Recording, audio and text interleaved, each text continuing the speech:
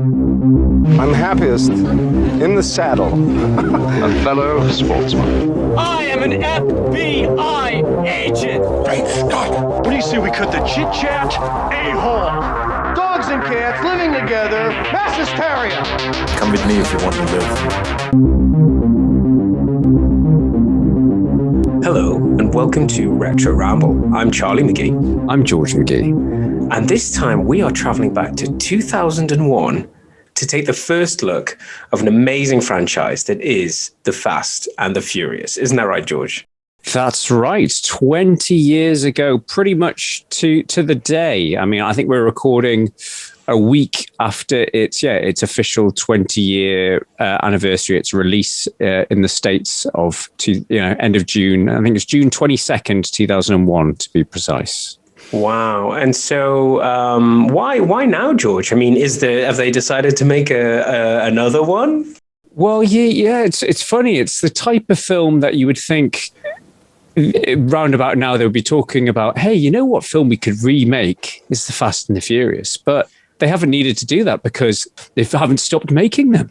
Haven't stopped. So we're up to so this is about Fast. I think it's just called FF9. I don't know. It depends what marketing you're looking at. Fast and Furious 9. It depends on whereabouts in the world you are, but I think it's known in North America and the UK as F9, The Fast Saga.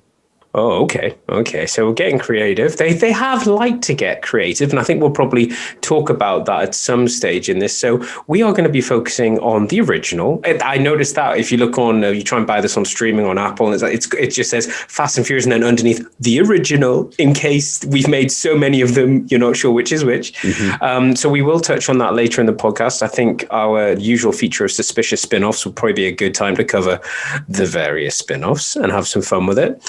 But yeah, if you've listened before, you know what to expect. George and I are brothers, yada, yada, yada. George, you want to give a disclaimer about Fast and Furious?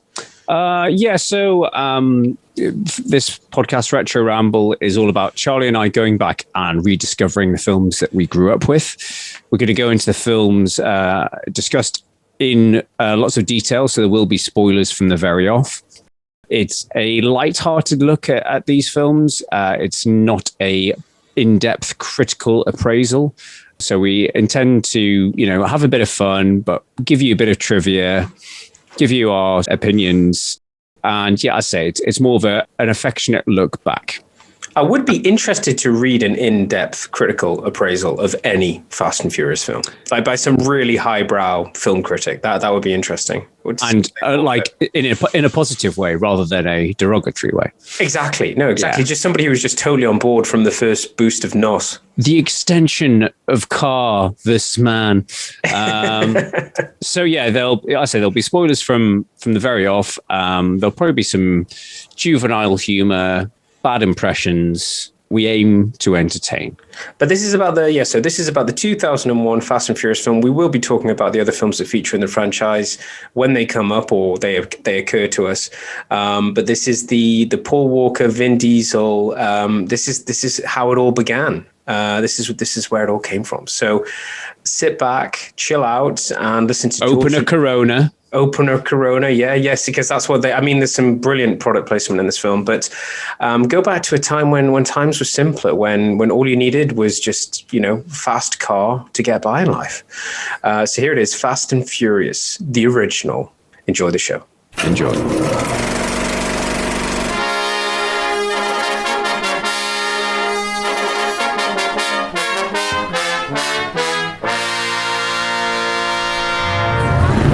One race, 2G buy-in, winner takes all. I don't have any cash, but I do have the pink slip to my car. You brave.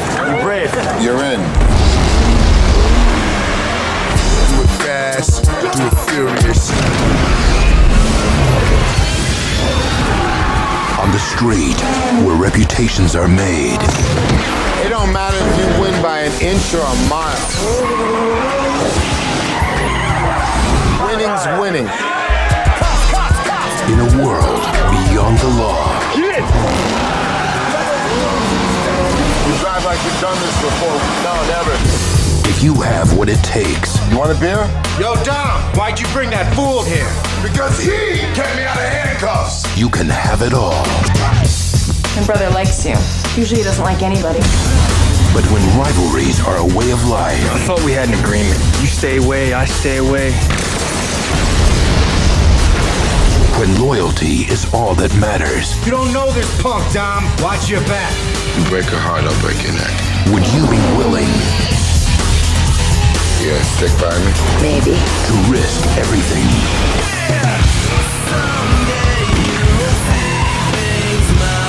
Smoke 'em.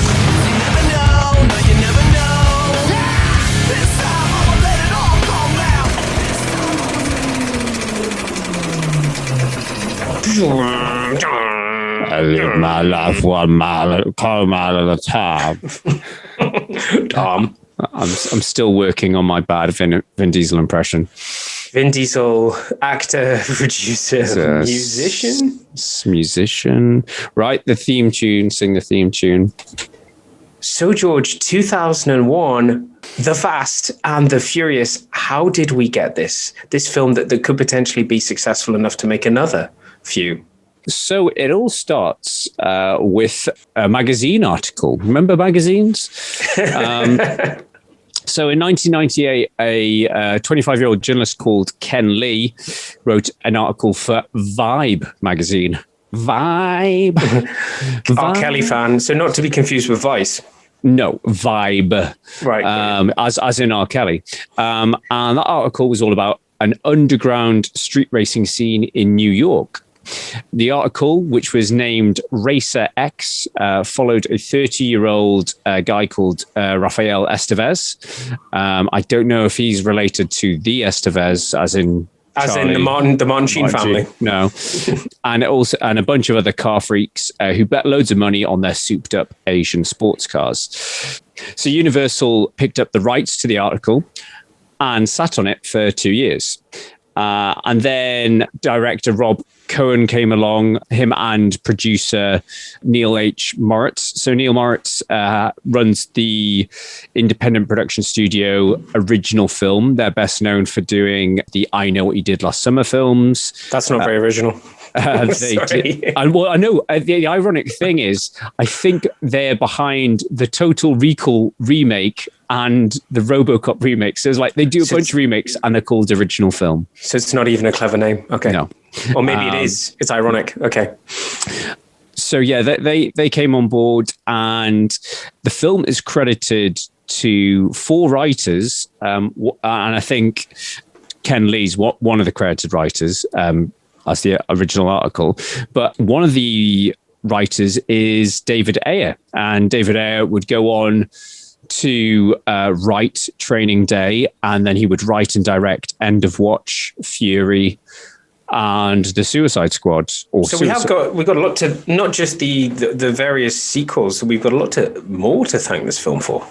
Yes, and it was David Ayer, and it's kind of unsurprising when you look at David Ayer's other films. It was his suggestion to move it from New York to the West Coast to California, because in his mind, it was originally a mostly white and suburban story, whereas you've got a more diverse cultural background in LA with obviously the Hispanic community, Asian community, and arguably that's been a huge part of the Fast and Furious movies, is its very diverse ethnic cast.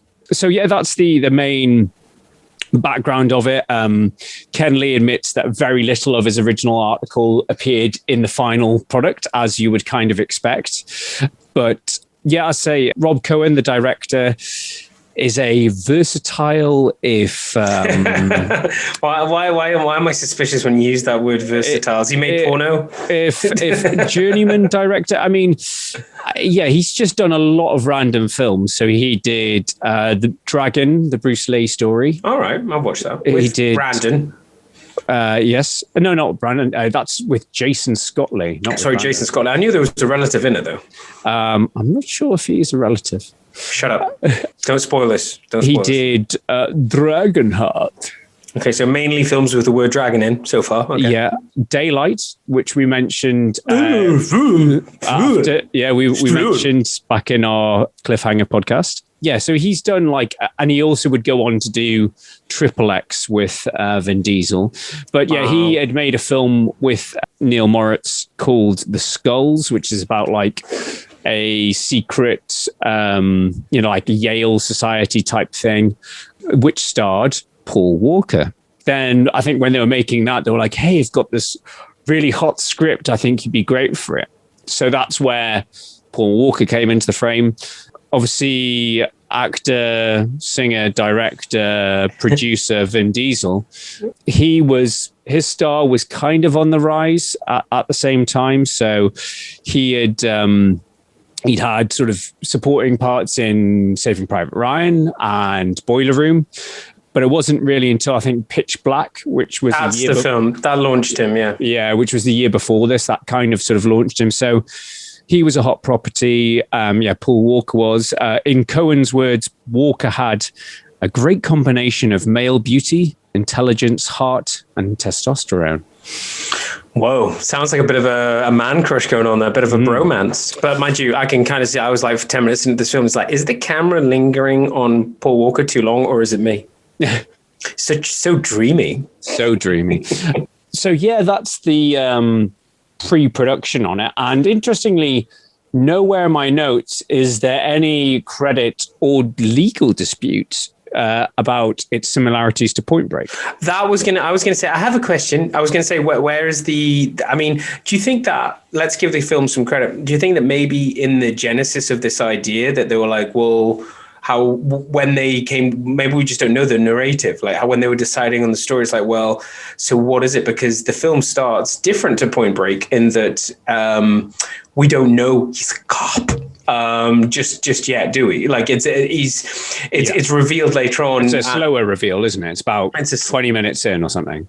Yeah, it's a much slower reveal. But yeah, I mean because it's Point Break with cars, isn't it? Because even some of the lines, I think, in terms of what you were saying before about the legal ramifications, there's a line, and we're jumping ahead, but like when they say, because what's his character? Vin Diesel's character? Dom Toretto. It's Toretto. It's always been Toretto. That's like a line out of Point Break.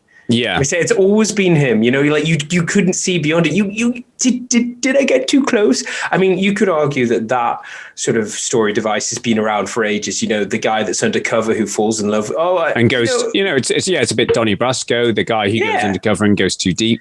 So I think that's probably where they get some. But I mean, maybe we're just looking at this too much through retro Ramble eyes, George. You know, we're like, this is Point Break, man. Well, no, I remember there was a bit of hoo-ha when it first came out. That it was like everyone's like, oh, well, it's just Point Break and cars. It's a remake of Point Break, but I think obviously the story is original enough, different enough not to warrant a lawsuit. Yeah, to sort of say, oh well, yeah, there's loads of undercover cop stories and infiltrating the gang, as you say. It's just the only thing, because I mean, let's get this out. Let's deal with this from the get-go. Yeah, I mean, I was continually making comparisons with Point Break when I was watching this, and I think this film does things in a 2001 way. It's a much better Point Break remake than that Point Break thing we talked about. What was it, 2014, 2015, whatever? Still haven't seen it. Never going to watch it. Never going to see it. I don't know. In Point Break, it's much more about that. You can understand much more about why Keanu Reeves' character gets sucked in. In this, I don't understand why he gets sucked in. Like, he's supposed to be a cop. He's supposed to be undercover. Isn't it just that it's what we've talked about? He just falls in love with Dom, like in a brotherly way. Like, oh, I know you mean Mia, right? Not Dom. Oh, sorry, Mia. Sorry, it's Mia. Yeah, it's not Dom. No, I was thinking that as well. Without sound, I mean, obviously, Point Break is a ridiculous film. We love Point Break very much, and you can go back and listen. One of our earliest podcasts. It's our fifth episode. Yeah, you can go back and listen to it. But yes, it is a ridiculous film, but it does, as you're right, it sells the relationship between the leads more dynamic, that, Keanu Reeves falling under Patrick Swayze's spell. He falls in love with surfing. It's a way of life. Whereas this is just like, I need a faster car. He's not. He doesn't seem to be in love with the cars. It's just more of a means to an end. And he's clearly already a talented driver. We don't see. He doesn't have to go through any. There's no arc of he's shit. He doesn't get it. He turns up and he's amazing. And it's like okay, so much that arouses Toretto. I mean, Toretto's interest in Brian. I love you, Brian. So we've had the production chat.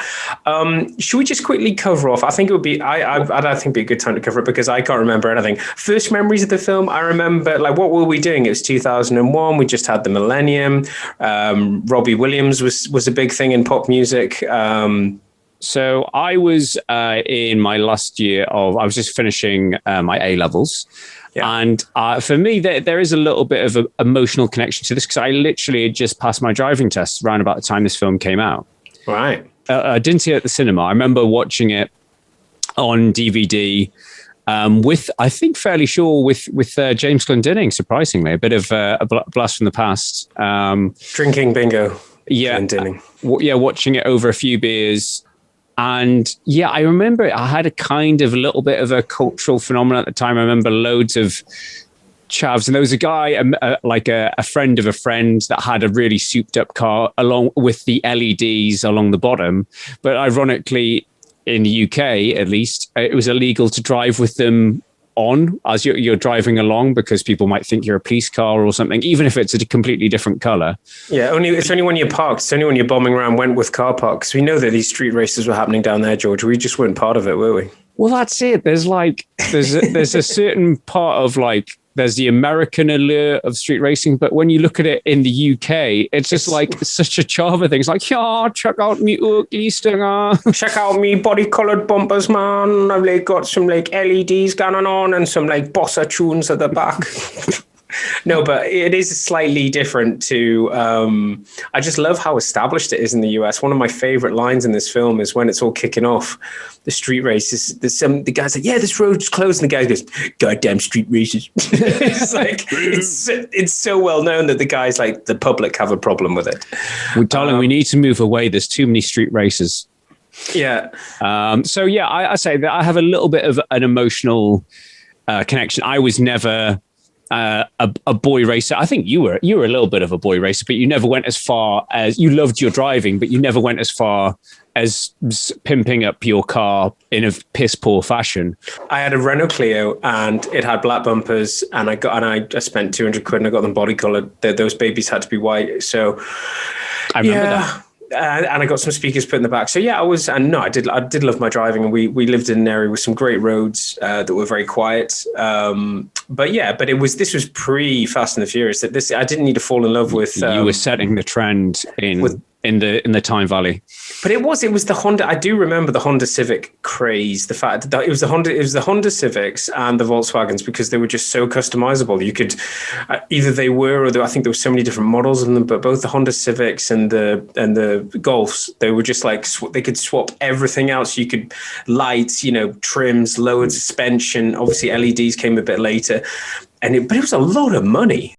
And that's kind of where this story starts, isn't it? I mean, sorry, just to cover off my first memories. So I can remember, I think you probably told me that I need to see this film. And I remember watching going, yeah, it just seems very young. I think it was for a younger generation. I was just like, this seems to be targeted towards what we would have been when we were watching the films that we cover on Retro Ramble. So I think had this come out when we were younger, we would have eaten this up. We would have been all over it. It would have been a 14-year-old's dream. Yeah, because it's the action, it's the car chases, and it's so I kind of remember thinking, oh yeah, this is sort of because the hip hop really tells you what time this so much hip hop. You've got your hip hop, you've got your rock music, and you've got the lovely early noughties fusion of new metal. So your Linkin Park, I think, feature at least once. Yes, and Limp Bizkit.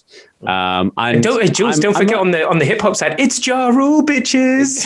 He's on the soundtrack. He's in the film, and he's terrible at both. Yeah, poor Ja Rule. Love Ja Rule. Love Ja Rule. Not so much after Fire Festival, but no. Yeah, I'm. Will guiltily admit I remember I just passed my driving test, and I was driving around, and I was actually listening to Linkin Park and Ja Rule. Come on, George, just lay it all out on the table. I did like Living It Up. It's a happy-go-lucky song. I liked Ja Rule until nobody else did, and then we were told you're not allowed to like him anymore. There are cooler rappers around. You're like, okay, we'll move on. Who's this Eminem guy? Okay, yeah. Do it fast, do it furious. So he's undercover because we find this out. So he's turning up. He's just looking dreamy. He's ordering his tuna sandwiches. He's showing off his varied his acting range. And Dom is all mysterious and he's sweaty and mysterious. He's ordering tuna sandwiches without the crusts off to show he's in touch with the sensitive side. Yeah, I mean, she's hot to trot, and she's obviously still in the franchise today. So good for her. But yeah, it's funny. They both look. I mean, you say they both look so young. Paul Walker changes very slightly over the films it is in. His hair gets slightly shorter, but Vin Diesel looks so young watching this now because George and I, in preparation for this, have obviously gone and watched as much Fast and Furious as possible. For me, that was one film, which was the sixth film. And the difference between Fast and Furious 6 and this original, it's almost jaw-dropping. So we've got let's talk about it opens. I'm trying to think, does it open with the heist? The I was going to say no. So there's a few things that are early on. So I want to say that it's that it kind of opens with there's a street race and then there's a heist, isn't there? Isn't that how it goes? Yeah. Or I'm trying to think. You've obviously got him testing out his car, and he needs more NOx. Needs more NOx, baby. That's NOS. Is it NOx or NOS? I think it's nitrous oxide. NOS. They call it like NAS. So I think he's first introduced like spinning his car because he can't control the power. But you've got the opening heist with the pimped up Honda Civics with the green lighting, and are we driving in formation tonight? Have you noticed how often the driving in formation in this film? I love it, and they haven't kept it on in the more recent films. I love it. I just love the fact that it's like, whoa, what they're going to be stealing? Is it going to be, nuclear weapons? Is it going to be gold bullion? No, it's DVD and TV combos. Yeah. Millions of dollars of shipments, Brian. We're talking up to 6 million. It's like, how many DVD players are in that truck? I think that's what's so hilarious watching this film now, after coming off the back of Fast and Furious 6, where there's a tank. There's a bloody tank and microchips, knock lists, probably. Yeah. Knock lists and nuclear warheads and all that sort of stuff. And then in this one, it's like, this is getting serious. Do you want to buy some DVD players? Do you want to buy some DVD players and some TV knockoffs? And it's like, serious, Brian. The drivers are going to start arming themselves. This shit could get real. So yeah, the small scale of this. It's funny to look back from now as we do on Retro Ramble, but I found it strangely comforting. I was like, I really like how confined this film is, how low scale it is. And I think that was once again shining a light on Hollywood and the idea factory that can be Hollywood sometimes, what they've done with this franchise. It had a pretty neat formula, like, well, yeah, we can just keep upping the ante as somebody recently put online, it's just like, oh, shut up, send them to Mars already. Oh yeah, no, that's what everyone's reckoning. It's like the only way is to go into space, but we'll get to that. Yeah. So we've got the heist. We've done the heist. We've got the street race. So as you say, the street race is hilarious. They're literally, it seems like they've cordoned off half of LA for this street race, for a quarter-mile street race. And apparently, I was reading some trivia that it's supposed to be a quarter-mile race, which would take approximately 10 seconds in those cars. Yeah. However, the scene takes almost 2 minutes of screen time and shows the vehicles driving in excess of 150 miles per hour, faster than even a 12,000 horsepower Bugatti Veyron can accomplish in a quarter of a mile. Yeah. So let's suspend your disbelief just a little bit. Yeah. There are, the setup of this is like, so he turns up with a completely over souped up car, which it's basically so he kind of like, I think as kids would say in today's world, he turns up with a complete OP car, overpowered car. It's had more money spent on it than anyone around the table, anyone in the race can afford. And he still loses. Yeah. No, but he wins respect. But I love the amount, and it's through. I forgot, like, and again, it's sort of they bring it. I think they still have to pepper in some of the other films, but yeah, the amount of car tech, car jargon, car nonsense. Danger to manifold. What the hell does that mean? You know, and he's got the laptop set up, and he's that's hilarious. He's like clipping around the buttons, got to turn on the knob, whereas like Vin Diesel's character Dom has a much more realistic. It's just like a few knobs that he just flicks to turn on the knobs, whereas Brian's got a laptop. But then he's going so fast, the bottom of his car falls out. I don't understand what's happening, but it's dramatic, and yet it still drives. It's still fine for a car chase afterwards. Yeah. But yes, I forgot about. I mean, it's got as we've touched on the music, but there's some amazing noughties fashion. I, for one, would like to bring back the double wife beater look. That's a good look. I think we've talked about this before. It's come before. And I think you can only really get away with this in the climate of LA, which is just a waistcoat and nothing else. Oh, yes. Strong look. So really, I mean, you've got to be pretty well. I mean, you don't have to be necessarily well built to carry it off, but it says, you know, slightly baby oil. That's what I was saying. Like, you know, Dom, lots of cutoffs and lots of sweat. He's just a mechanic, dirty, sweaty, gorgeous mechanic that Paul Walker can't wait to race with.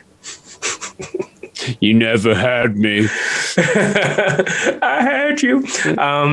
Yeah, so I think we'll probably have to include a link to The Fast and the Curious at some point in the show notes. So we've this is the first meeting. There's a race. I want to say he's a Bond bad guy, and he was also a bad guy in one of the Olympus Has Fallen knockoff type films. Yes, correct. Rick Yoon, who would go on the following year to be... what's he called? The guy with diamonds in his face. Diamond. Oh, good old Diamond Face. No, it's ironic. I found a really old on-set report article of this. And Rick Yoon, I don't know if maybe he was sowing the seeds and he'd already signed on for Bond, but he was like, yeah, this is just like being on a Bond film. There's like loads of cars and tech and beautiful women. So yes, it's quite amusing. He would go on to star in Die Another Day and then do nothing. Speaking of women, was this a naughties thing? There's a lot of ass being thrown around. There's a lot of scantily clad women. There's a lot of ass in this, but I like you. I mean, we share the same library, and I seem to have missed a few of the Fast and Furious, but I have 6 in my Google library, and I thought, oh well, in the 6th one they would have toned down all the gratuitous. No, there's still the same amount of ass. Yeah, it's like get the car, you get the girls. There's a lot of skanks. They're no good racing skanks. They're not even racing. They're just there. You know, they don't want a piece of the action. I think even Michelle Rodriguez says that. She's like, I smell skanks. Yeah. She does. She calls them that. I love her. And Ja Rule loses the race and his girlfriend. I mean, she's not shallow. So yeah, we've got the race, and lo and behold, you know, the cops turn up, chase him down, and who's there to catch Dom? Everyone books, and luckily, hello, Brian. Hello, Brian. Brian's there. Great name, Brian. Not used in enough characters. Not enough leading characters are called Brian. So as I say, there's the usual. And then we have a few other things which you could say links back to Point Break. There's those in the group that don't trust him. There's the girl. I love that the guy. What's he called? The guy that's just in the double vests. He's just constantly, he's a fucking narc. That's all he says the whole time. Yeah. It's like, I hate you. You're a cop. You're a cop. He's a cop. Yeah, and then the stakes get, and then we find out, obviously before the street race that he's a cop, but then he keeps going back and meeting with the cops, and they're like, Brian, this is serious. We're talking about an entire truck of TVs. And it's like the fact that he's a cop, he's obviously not FBI, because, you know, they were robbing banks in Point Break. This is like, well, they're robbing trucks. He is FBI. They don't make it clear whether he's a cop or he's FBI, but FBI are definitely involved. I think FBI involved. Is he not a detective? No, I think in the later films, I don't know whether they retrofit it, but he is FBI. Well, actually, no. Later on in this film, he does show he's not just a beat cop. He knows his stuff around. He calls in choppers, and he knows things through. I think when the narrative suits it, he's super cop. But I love there's some good cop cliches. I think towards the end, you've got 36 hours left to bust this case. Yeah, some brilliant ones. It's like, what do we say? It's like, well, I'll give you one last throw of the dice. It's always been Toretto. And I don't know if you probably won't recognize him because he doesn't have his long hair in this, but Brian's boss, the guy with the glasses and the goatee, is none other than Buffalo Bill. I know exactly who he is, yeah. My precious. Just get in the well, Brian. Put the lotion in the basket. I couldn't look at him the same way. I was like, oh my God, that's that guy. It's Wild Bill. But I mean, I think apart from with the NOS stuff where it turns into like light warp speed, I think some of the car action is pretty impressive. There's some good stunts. They lots of physical explosions. They redo what I call the Clark Griswold maneuver when they drive, under the truck. Yeah, they definitely been watching Clark Griswold do that. But no, I mean, all of the car driving in this is top notch, and the fact that there isn't any CGI really being employed yet, it's brilliant. And they've kept a lot of the physical stuff in the later films. But I think this film, for when it came out, it was like, yeah, this is a car chase film. This is some crazy driving. Like, I mean, I mentioned it before, but did you get the text? Are we driving in formation tonight?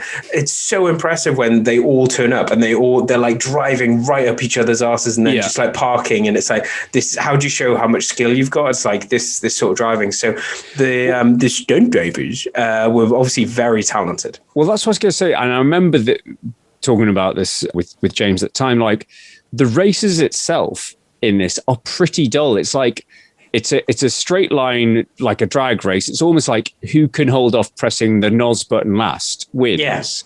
There's not much skill to it. As you say, it is like you just effectively need a souped up car and know when to press the button. Yeah. And I don't think it's until the one that you and I haven't seen, Tokyo Drift, where they introduce, oh, hang on, there's drift racing as well. And actually, wouldn't it be more interesting if they went round corners as well? Yeah, if it was a race. Yeah. So yeah, the racing in this is not, in all honesty, is not that exciting. Yeah, and you've got that whole big race meet. Was it Race Wars? Yeah. Dubious name. Especially when you've got lots of different communities. We were expecting where are all the neo-Nazis? It's not that type of race war. Not that type of race wars. And that was actually a working title for the film, Race War. Race War. Race War. Are you going to go and see Race Wars 6? So, yeah, and apparently at that Race Wars event, they managed to get over 1,500 import car owners and enthusiasts to this airport to turn up. So they got a lot of gearheads to turn up. Do it fast, do it furious. Yeah, I'm not sure what else there's left to say about. Let's talk about the plot. Let's talk about the plot. No, we already did. I think Michelle Rodriguez is she's good in this, and she becomes essential to the later films because she's got the acting chops that a lot of the other actresses haven't. I think she's underused in this first film, but watching her in 6, it's like, okay, yeah, you can see, and obviously in 5 as well, she's essential to that. So. Yeah, no, I think the third act in this is a bit overstuffed because you've got the botched truck heist again, which has so long, some impressive stunts with Paul Walker with a receding hairline. Oh no, that's just his stunt double. The very overly aggressive truck drivers taking matters into their own. Not taking my DVDs, motherfucker. You've got chasing those evil Asians down. And then you've got the drag race finale. So you've got a lot going on in that last half an hour, 40 minutes. Yeah, because the middle, I think it's, well, the one thing that this film is, because I was like, oh my God, after watching Fast 6, I was just like, that's like 2 hours and 20 minutes or 2 hours and 10. And I think that's just a bit on the runway. No, but whereas this is 1 hour 47, boys. That's what you want. It's a nice, first act, second act, finish the film, and I think that's why it just goes along at a nice pace. But yeah, I just thought there was some it gives you everything that you want. It gets you hooked. You can see why it's gone on to have the success it has. The way that it's got that success, the twist and turns that the narrative has taken. It's ridiculous. It's all over the place. Well, it's funny considering Vin Diesel was in Triple X, which was, in that. I mean, we're obviously massive Bond fans, but that was supposed to. This is a 21st century Bond, and they kill off a Bond crappy wannabe at the start of the film. It's funny that he was in that because Bond continuously reinvents itself, stays in the time without. It started off kind of ludicrous. Let's just confiscate some nuclear weapons and hold the world to ransom type thing. But this is like and Mission Impossible kind of started high, so it's like, well, how do we, they're trying to, Bond is trying to refresh itself and Mission Impossible is trying to refresh itself. Whereas you see this first film and then you see where it is, I haven't seen the last film.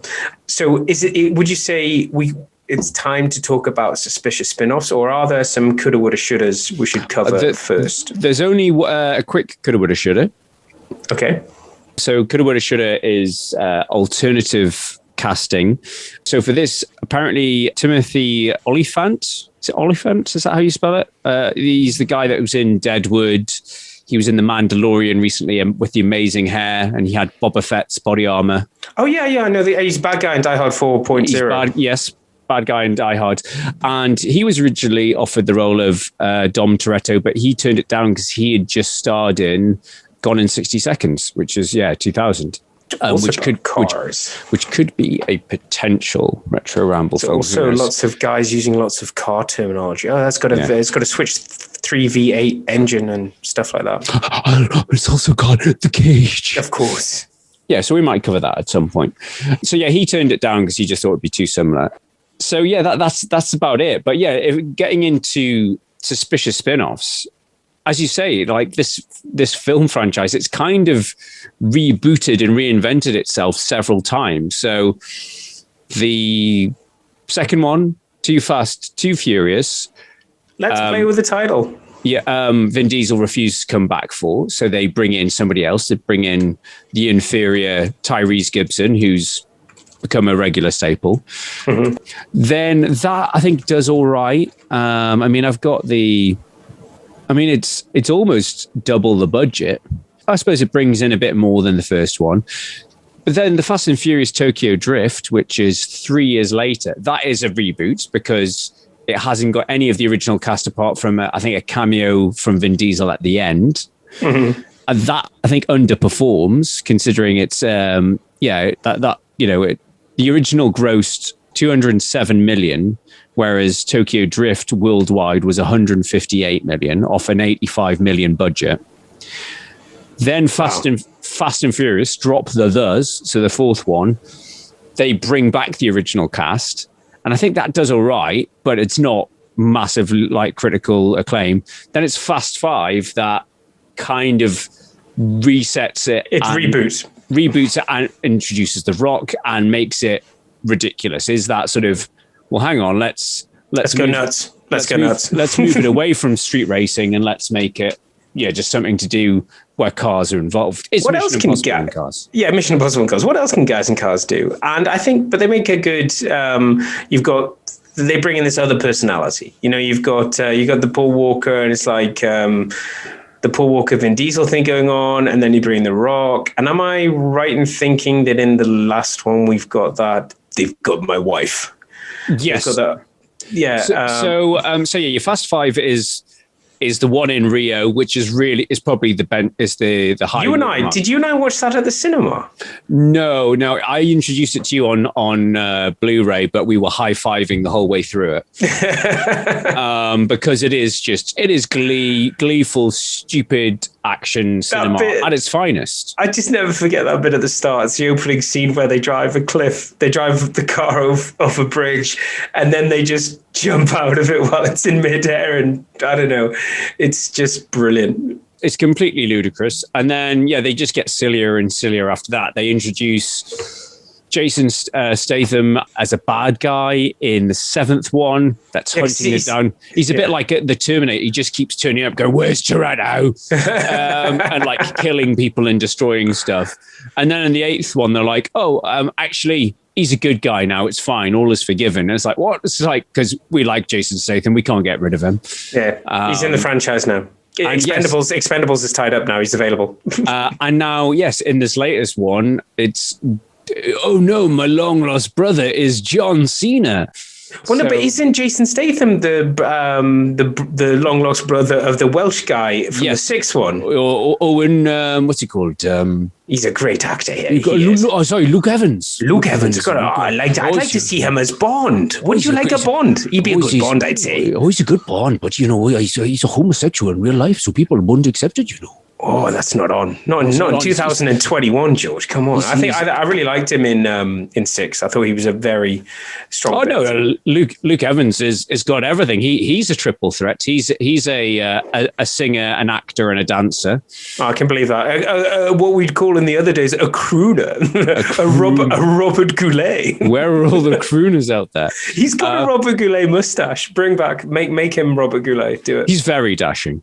But enough about Luke Evans. I was thinking these films have kind of replaced the testosterone-fueled 80s and 90s action films that we grew up with. I mean, yes, this is where you would go. This is your Commando. This is your Die Hard. This is where kids that we were watching those films as kids. This is what they're watching now. Well, that's it. I mean, obviously we've still got we're still lucky to have films like John Wick and The Raid and Extraction to keep us proper sort of hardcore violent action fans satisfied. But yeah, I think outside of the Marvel universe, and that's there needs to be some glossy stuff, and which is what this is. That's an important point as well to make. To think about, this is an original property. This is a proper cash cow for Universal. This isn't based on a comic book, a game, a book, a book, or an existing film like Point Break. I mean, it's an original thing.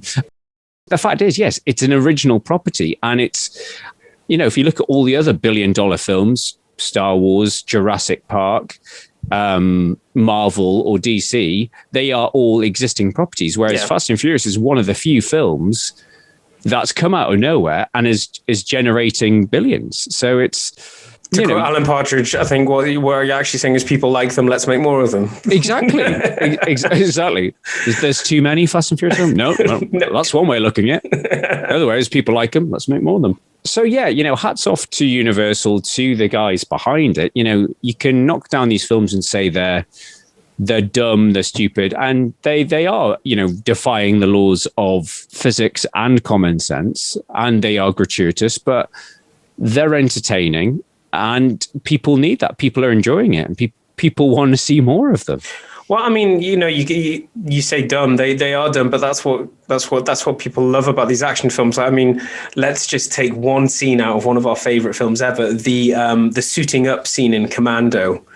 What Arnie's doing when he's getting ready. I mean, it's dumb, it's ridiculous, but it's some of the best bits of cinema you'll ever see, him getting ready. It's like, this is the type of audience that we were, and this is why we're covering this film, because had this film come out, were we younger, I think is a better way to put it. You've got, in Commando, you've got him ripping the seat out of a Porsche. You've got him lifting up a phone box with somebody in it. So yeah, it's that same sort of ridiculous laws of physics. But yeah, I say hats off to them.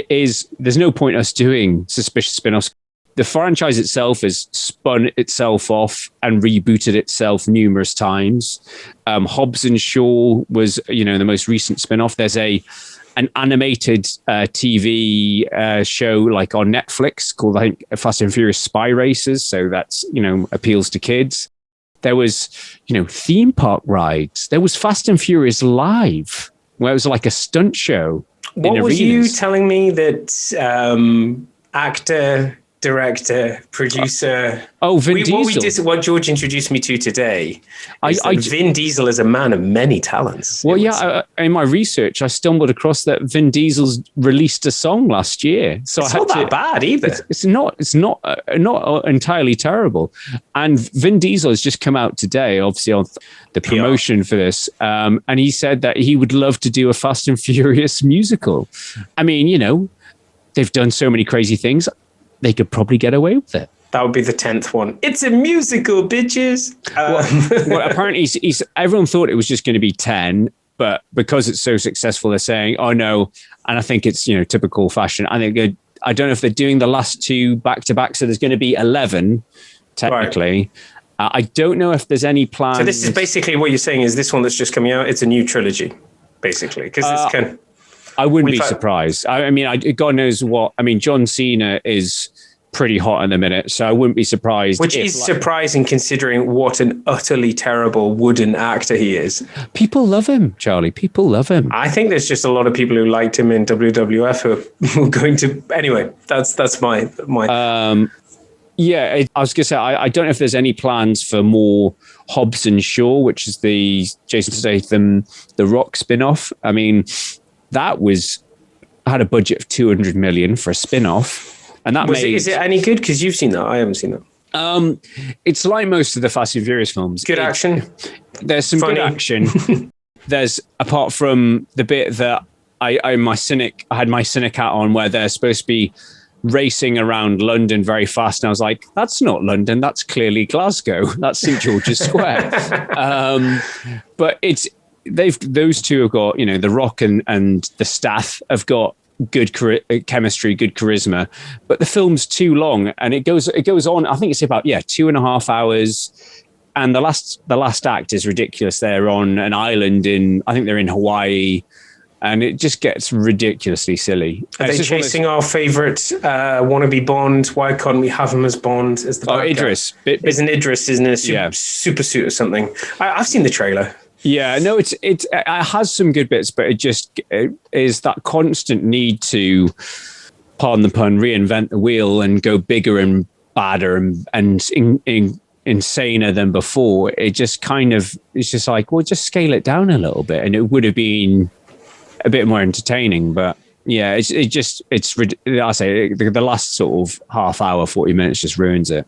Well, they're going to keep making them. So I think just before we sign off, this is going to be a recurring feature, we hope, if it goes down well.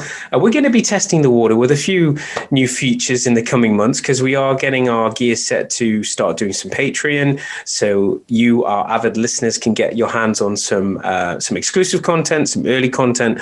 And one of the things it's come up before are the drinking games. Now, obviously, please drink responsibly, but a lot of films, a good way to sum up things that happen maybe there's a little bit of repetition, or that's just funny. So anyway, there's a number of Fast and Furious drinking games out there, and I thought I would share with you. Oh, please do. So this is so I've split this up into 2 ways. So we've covered the first film. So this first part is for the first film, and then the second part will be for the rest of the franchise. So in the first film, you need to take a drink every time a punch is thrown. There's a lot of fighting in the film. Somebody says Dom. Somebody uses a car metaphor. Paul Walker says bro. Vin Diesel makes an angry face. The camera focuses on the gear stick. Women make out with each other, and then chug take a shot when a car is driving backwards. Chug whenever NOS is used in a race. And then the sequel edition, George, I think you'll like this. So, well, the obvious one is you've got to take a drink when anybody says family. Family. Whenever, in all of the sequels, whenever the crucifix necklace is on screen. God, that's I only watched the first half hour of Fast and Furious 6, and it was all over the place. Yeah. Then this is the Retro Ramble edition. So whenever Vin Diesel looks like he wants to get intimate with Paul Walker, take a drink. Whenever The Rock looks like he wants to get intimate with Vin Diesel, take a drink. Sweaty Rock, that's got to be worth a drink. Yeah, Well, I can say, and then the last one is whenever The Rock crosses his arms. And then the final killer is you've got to drink whenever previous Fast movies are referenced. Which nice. The first 10 minutes of the sixth film is like... it's like Superman 2. Yeah, where they go through the entire film plot. And as I said before, as always, please remember to drink and drive responsibly, but just separately. So please remember to drink responsibly and drive responsibly. I do like the disclaimer at the end of these films. Like these are stunts. Oh, okay. That was the one thing I noted. There's a lot of, and I don't know if it's me being the cynical Brit, but they really want to really sell in that changing gears is exotic and exciting. It's like, no, mate, that's what we do all the time. We're in traffic. It's like, he's got a stick. What do they call it? A stick shift? He's driving stick. He's driving stick shift. It's like, whoa, yeah. No, not everyone drives automatic cars in our small little island. There's that moment where Dom in this, and it is a cool shot. It's aggressive. It's aggressive. He shifts into gear and it follows his hand and then goes into the car and you see the pistons firing. And calm down, George. Calm down. Oh no, I've just come. I just like the bit when Brian is escaping with Dom when the police are trying to crack down on the street race, and so the camera is just so funny because like it's focusing on them and the car chase that's going on, and then it just keeps on looking and like because like Paul Walker's focusing on driving, it's like really tense, and Vin Diesel, bless him, is having to do two things at once. He's having to look tense and scared and impressed with Paul Walker's driving, and it's the impressed face that gets me. It's so homoerotic. He's like looking across at him and he's just like raising his eyebrows and there's like a half smile, and so yeah, anyway, in the show notes there'll be a link to The Fast and the Curious, which is worth a watch, worth a giggle. So these films are fun. We recommend watching them. The drinking game is included because they are fun with a few drinks if you're old enough, blah, blah, blah. If you're old enough to watch these films, you're old enough to drink them. Yeah, I mean... to 12-year-olds. It was an interesting journey back, seeing, as we've said, for such a small scale film, and moderately budgeted, I think it was $38 million budget, and they're now over 200 million. So yeah, it's a very interesting to see what it started off as and what it's become. I think if I was given the option, I probably would, I'd rather just go back and watch Point Break over this.